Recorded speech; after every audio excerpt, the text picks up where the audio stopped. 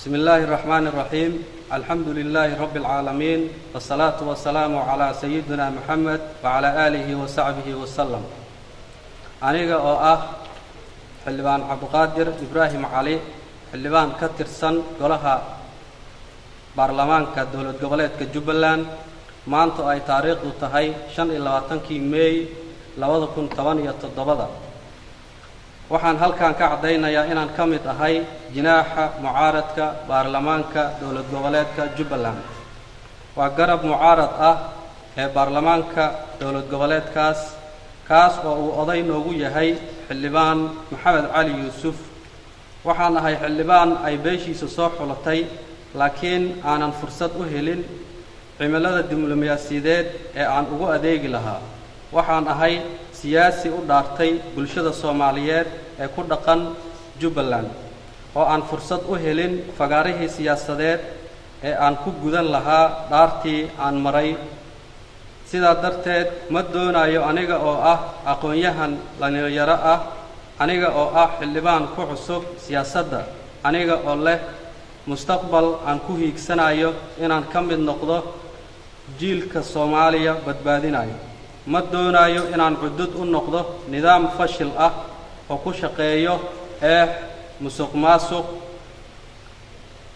iyo qabyaalad qaawan ma doonayo inaan ka mid noqdo sawirka foosha xun ee matalayo siyaasadda Jubbaland ma doonayo inaan ka mid noqdo xildhibaanada aan wax xil ah iska saarin mas'uuliyadda ay u dhaarteen mana doonayo inaan dadkaygii been ku matalo waxaan tilmaamayaa maamulka ka dhisan Jubbaland inuu ka weecday hadafkii siyaasadeed ee loo dhisay waxa la ogsoon yahay fadhiyadii lagu yagyeelay maamulka Jubbaland in ay ka qayb galeen waxgarad badan iyo oday dhaqameedyo matalayay beelaha Soomaaliyeed ee ku dhaqan saddexda gobol ee Jubbaland hadafku wuxuu ahaa mid ay ergadu ku mideysnaayeen wuxuuna ahaa dadka reer Jubbaland in ay helaan dawlad ay kaga bogsoodaan nabaradii iyo nacaybkii ay abuureen dagaal oogayaashii ka kacay dalka hadafku wuxuu ahaa in ay helaan baarlamaan si madax bannaan u guta howlaha uu ugu adeegayo bulshada hadafku wuxuu ahaa in ay helaan xorriyad ay ku dhihi karaan talooyinkii ay ku saxayeen wixii qalad ah oo ay dawladnimadu kaga soo kordhaa hadafku wuxuu ahaa in ay helaan kalsooni ay ku matalaan dadweynihii soo doortay waxaa hubaal ah Jubbaland kama jirto saboolnimo dadkeeda ay la baryootamaan kama jirto nacayb ay dadkeeda isku laayaan kamana jirto dhaqan ay dadkeeda ku kala duwan yihiin culayska kaliya ee jira ee haysta wuxuu yahay cadaalad la'aan nasiib darro maamulkii ugu horeeyay ee uu hoggaanka u qabtay madaxweyne Axmed Maxamed Islaan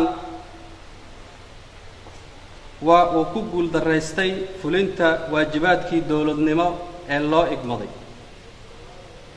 xuduudii Jubbaland waxay noqotay labada kontarool ee degmada Kismaayo taasi waxay dhalisay in dawladdii ay ku soo ururto xaafadihii magaalada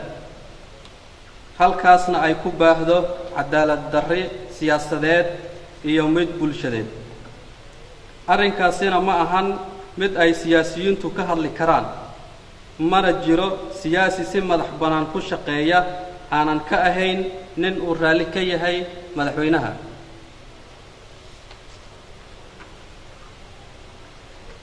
xilalkii sare ee dawladda waxaa buuxiyey rag ku yimid siifiibeeleed maamulka Jubbaland oo muddo 5 sano ah ay dawlad u dhisnayd wuxuu noqday mid kicila wuxuu noqday mid tabarta iyo aqliga ka curyaan ah oo ku soo hoos noqday dadkii uu dawladda u ahaa intaas waxaa wehliya barnaamijyadii horumarineed waa curyaan adeegyadii dadweynaha waa curyaan hay'adihii garsoorka ma ahan kuwa lagu kalsoon yahay waxaa jira ciidamo u badan reerka uu madaxweynaha ka dhashay kuwaas oo maamulka uu si gaar ah u adeegsado kuna caburiyo muwaadiniinta u dhashay reer Jubbaland. waxa ay muuqatay aniga oo ah xildhibaan ku yimid doorasho dadweyne in baarlamaankii uu u taliyo madaxweynaha ay iyagu doorteen oo uu caqabad ku noqday howlahoodii. xildhibaanadiina waxay noqdeen kuwa aragti beeleedka la aamusan iyo kuwa la cabsi geliyo. arrimahaas aan sida kooban u soo xusay iyo kuwa kale oo jira dartood waxaan caddaynayaa inaan taageerayo horeyna aan u taageersanaa xildhibaan maxamed cali yuusuf oo ah xildhibaankii igaga horreeyey baaqa mucaaradnimada. waxaanu nahay mucaarad wax dhisayo oo doonayo bulshada ku dhaqan Jubbaland inay midoobaan oo si wada jir ah ay danahooda ugu shaqeeyaan, in dadweynuhu ay noqdaan kuwa dawladooda u siman, hantida dalkooda u siman, adeegyada bulshadana u siman. halkan waxaan rabaa inaan ku soo bandhigo qayb ka mid ah dhibaatooyinka ka jira Jubbaland. dhulboobka ka jira magaalada Kismaayo waxaa lagu tilmaami karaa musiibo qaran. guryihii iyo dhulalkii hantida maguurtada u ahaa dadweynaha Soomaaliyeed ee deegaanka ah waxaa ka boobaya dad aaminsan in degmada Kismaayo la helay 2013 markuu Axmed Madoobe Kismaayo qabsaday. dadka reer Jubbaland waxay ogsoon yihiin ama og yihiin kaalinta weyn oo madaxweynaha ku leeyahay barakicinta dadka deegaanka iyo gardarro dejinta kuwa la haybta ah. waana meesha kaliya ee ay ka dhacdo in guryo qabyo ah oo ay dad leeyihiin la dhamaystirto sidaasna lagu milkiyo oo loo yeesho. iyadoo dhibka bulshada ee ugu weyn degmada Kismaayo uu yahay arrinkan misana ma jirto dareen ama mas'uuliyad madaxweyne oo lagu xalinayo arrinkaas. madaxweyne Axmed Madoobe waxaa ka go'an 2 sano gudahood inuu Kismaayo u ekaysiiyo wajiyo xun oo ka duwan midkii ay hore u lahayd. kiisaska foosha xun ee boobka iyo dhulalka guryaha ah iyo kuwa banaanba oo ilaa iyo hadda aynu diiwaan gelinay waxay gaarayaan annagoo ummadda Soomaaliyeed ee ku dhaqan halkaas aanan kala soocin ilaa iyo 700 oo guri iyo dhul iskugu jira.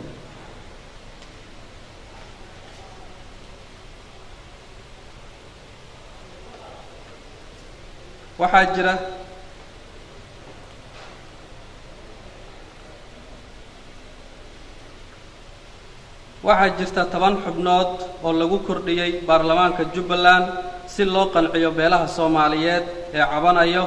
arrintaas baarlamaanka Jubbaland wuxuu ansixiyay 2015 Agoosto. nasiib darro waxaa ilaa iyo hadda hortaagan madaxweynaha Jubbaland. arrimahaas waxay ka mid ahaayeen heshiisyadii kala duwanaa ee lagu heshiisiinaya beelaha Soomaaliyeed ee deegaanka ku ah halkaas oo xuquuqdooda la siinin, oo ilaa iyo hadda wixii lagu heshiiyay Axmed Madoobe aanan hirgelinin hal qodob haba ahaadee.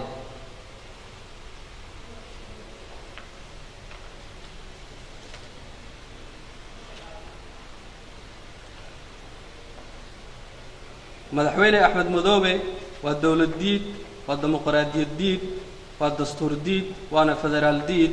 wuxuuna ka mid yahay aasaasiyaashii ururada xagjirka ee Soomaaliya ka hirgelay waqti dheer. ma ogola in la xoreeyo deegaamada Jubbaland ee ku jira gacanta al-shabaab oo ay ugu horeyso caasimadda Jubbaland ee Bu'aale.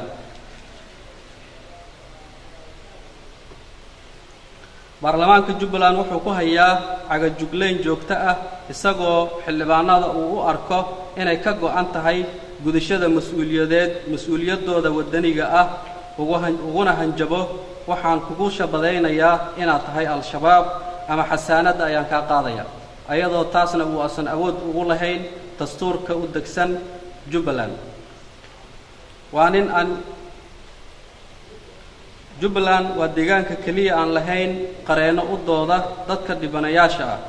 dadka maxkamadaha ka shaqeeya ma lahan aqoon ay ugu adeegaan ummadda waana kuwa lagu soo xulay CV beeleed Jubbaland waxaa ka jira in carruurta aan qaangaarin la askareeyo waana meel la dilo ama la dhaco dadka birmageydada ah iyo kuwa laga tirada badan yahay madaxweynuhu waa mid aan xushmayn odayaasha dhaqanka oo wuxuu la beegsadaa bahdilaad iyo handadaad sidoo kale waa meel culimo u diinka laga dhaco dhulalkooda iyo hantidooda dhammaan qandaraasyada Jubbaland waxaa qaata reerka madaxweynaha dhammaan NGO-yada ka howlgala Jubbaland waa kuwa ay leeyihiin reerka madaxweynaha iyo kuwa ay siiyaan iyo kuwa ay iyaga wax ka maamulaan adeegii loogu soo dhiibo dadweynaha Jubbaland waxay siiyaan beeshooda qura tusaalaha ugu yar wuxuu yahay shirkadda kaliya ee qashinka qaada ee magaalada Kismaayo waxa iska la reerka madaxweynaha aan ognahay dhibka iyo culayska ay ku hayso dadka deegaanka ah ganacsatada waxay bixiyaan canshuuro fara badan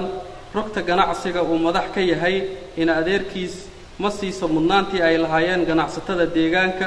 wixii fiiso seminaaro ama xilal yimaada waxa qaata reerka madaxweynaha oo kaliya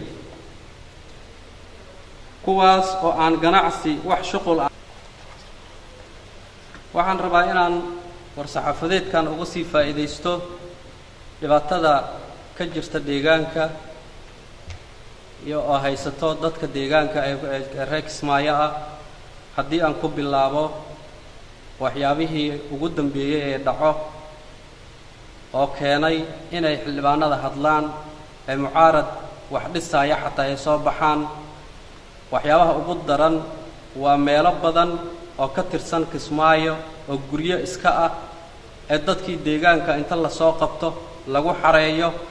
maalmo siday u xiran yihiin la keeno iyaga oo dhibaataysan jirdilan koronto lagu qabtay oo aan noloshooda wax dambe aan rajo ka lahayn isbuucii ugu dambeeyay waxaa jirtay nin lagala soo baxay isbitaalka Kismaayo oo la geeyay xarunta Fiyaad laba bari kadibna meedkiisii loo keenay reerkii uu ka dhashay ninkaas oo aan leeyahay xaqiisii ee uu nagu lahaa maadaama aniga aan ahay xildhibaankii matalayay asaga uma aanan gudin xaqiisii iyo waxaan ku matalayay waxaan Ilaahay subxaanahu wa ta'ala ugu baryayaa inuu faraskiisa jannaad uga dhigo gacan ku dhigliyaashii dilkaasi fooshaxan u geystay waxaan kaloo rabaa inaan caddeeyo caburinta heerka ay gaarsiisan tahay ee ka jirto Jubbaland waxaa xasuusantihiin maalin dhaweey qolo deegaanka ah oo aan isleeyahay waa dadkii asalku u ahaa deegaanka oo ka hadashay London markuu joogay madaxweynaha shirjar ay qabatay in qolo reerka ka tirsan ee degan Kismaayo oo isla ayaga inta sandaqadihii iyo ganacsiga laga soo xiray TV-ga la soo hor istaajiyay waliba ayagoo la qasbaayo oo la leeyahay nimankaas waxay sheegeen waxba kama jiraan dhaha in la horkeeno TV-gii ee ayaguna sidaas ku hadleen arrinkaasna waa arrin maalin walba dhaca oo haddii qof uu hadlo laga daba keeno reerkiisii qaar ka mid ah oo la soo handaday la dhibaateeyay la soo cagajugleeyay kadibna ay TV-da soo istaagaan ma jiro wax xuriyatul qowl ah oo ka jira halkaas sidaas daraadeed dadka dibadda iyo dalka ku nool ee reer Jubbaland waxaan ka codsanayaa wixii halkaas ka jira ee xaqiiq ah anagoona tilmaan dheer siinaynin in ay soo ogaadaan sababtoo ah sadar muuqda su'aal ka dhan dadka iyo deegaanka wixii dhibaayo qof walba oo halkaas u dhashay waa ay dhibayaan aniga waxa iga hadashiiyay ee heerkan isoo gaarsiiyay ayaa waxay tahay waxa ii muuqday in kacdoon qabiil uu halkaas ka dhalan doono taas oo sababi doonto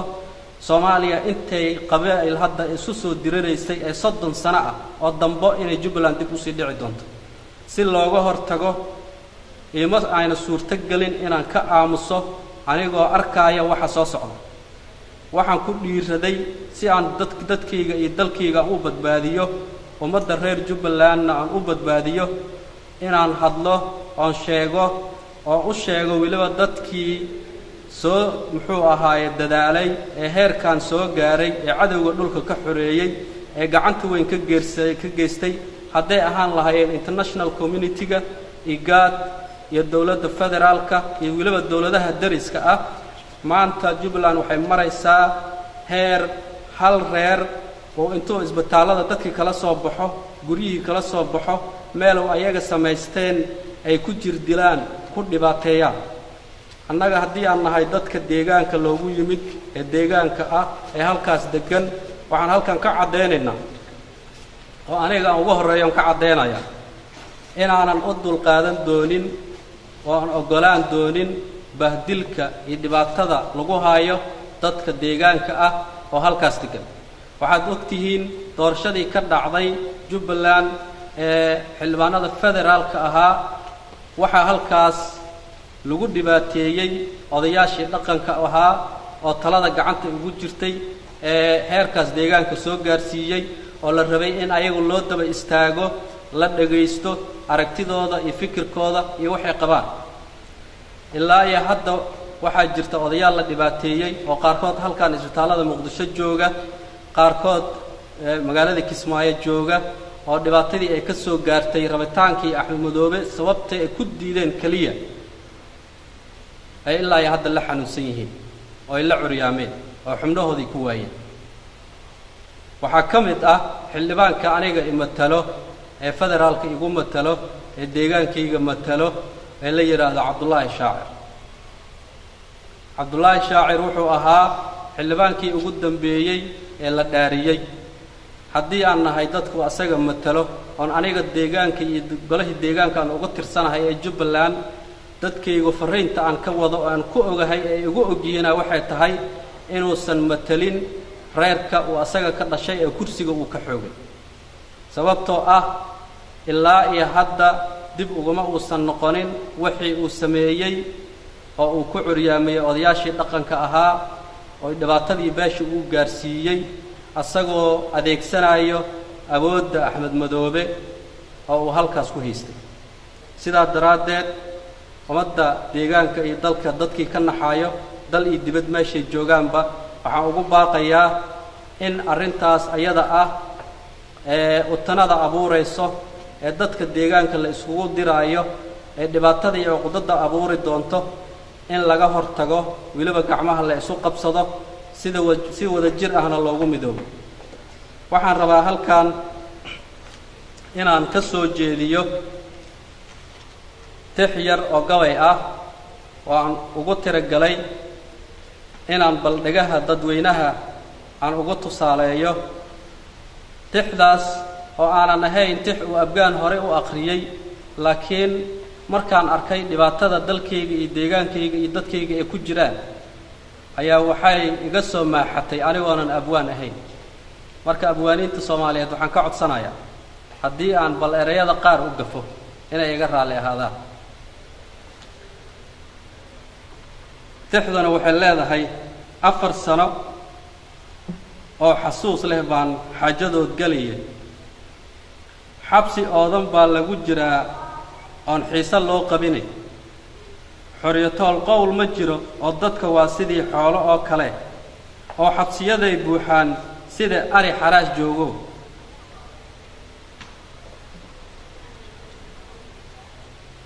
xukunkiisu wuu adag yahay oo waa sida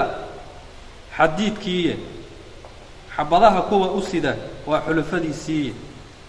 xarakada muxuu dooriyaa waa xoon iyo laxdiisii Axmed Madoobe haddii ay u arkaan ummadda Soomaaliyeed inuu yahay nin wadani ah waxaan u tilmaamayaa ku tilmaamayaa ereygii ahaa saaxiibkay igaga horeeyay ee ahaa fanaan inuu yahay oo waliba la xamiista ah sababtoo ah kalmadeedii ugu dambeysay waxay ahayd xarakada muxuu dooriyaa waa xoon iyo laxdiisii ciddii xarakada caqdad iyo dhibaato iyo muxuu ahaaye ee u aragtay inay curyaamin ku hayso dalka Soomaaliyeed guud ahaan Axmed Madoobe wuxuu ka yahay koow oo asaga ugu horeeyo إلا إن حركة واحد دورية مجرت سلاس درادد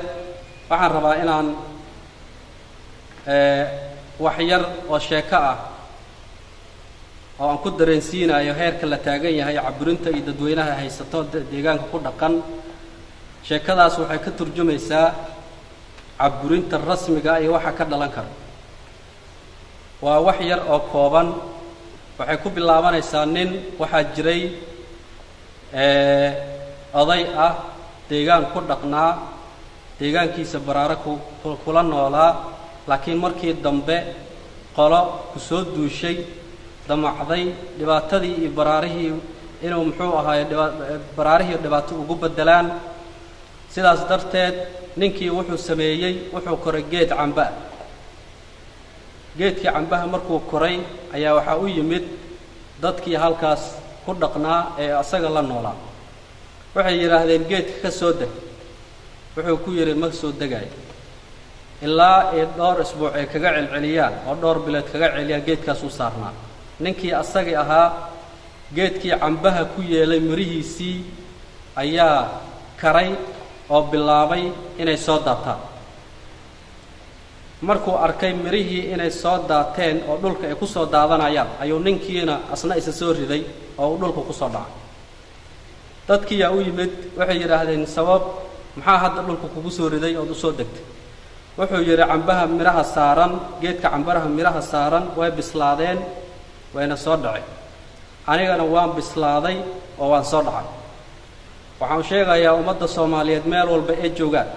dadka reer Jubbaland ee deegaanka ku ah halkaas inay bislaadeen oo ay soo daateen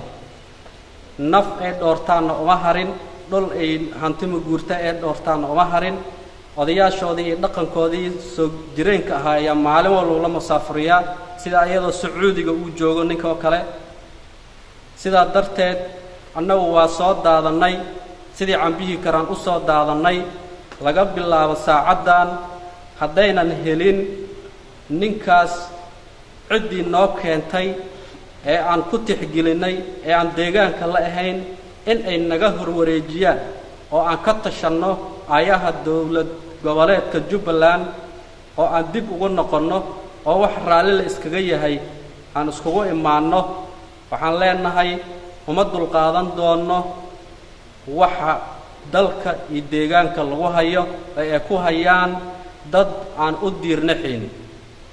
aad baad u mahadsantihiin salaamu calaykum waraxmatullaahi wabarakaatuh